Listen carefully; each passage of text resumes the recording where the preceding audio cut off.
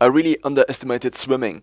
Swimming, to a certain extent, already is what CrossFit tried to be. It's a sport where, with one unit of action, you train the different systems of the body, mostly cardiovascular and muscular systems simultaneously. Every unit, ideally, is aligned with optimizing the body, not for one metric, but for general function. I recently watched an interview with the CrossFit founder. His name is something with glass, and the somewhat revolutionary idea he had was to train people for function. And what is function? It's maybe, to a certain extent, the ability to do what is required, independent of what the body can do. And so, a problem with a normal training plan, like doing strength and cardio. But what if you are a firefighter and instead of just having muscles and strength, you also need to have cardiovascular ability? It's so ridiculous how many people you meet in the gym who seem to not sufficiently integrate cardiovascular training into their training plan. Of course, it's complicated, but warming up for 10 minutes on the elliptical in the gym, one could say, is probably under-training the cardiovascular system. So what does swimming offer?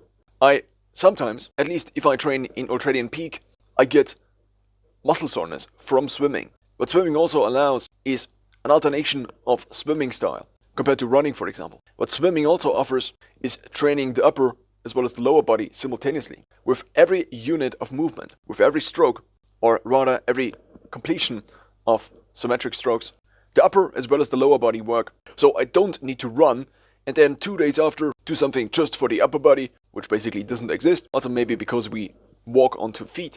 But that's not the point. The point is that I have an upper and a lower body. So I need to train them simultaneously, ideally. So if I would have to pick one sport, that would maybe not be a very minimum swimming replacement with only one movement, such as air biking, then maybe I would choose swimming. The big problem with swimming is that the transaction cost for every unit of exercise is so high. You need to go to the next swimming pool, and swimming pools are less distributed or less dense compared to gyms, let's say, mostly because they are probably costlier to build and maintain. It's not just a room full of machines you can also lease, but instead it's water.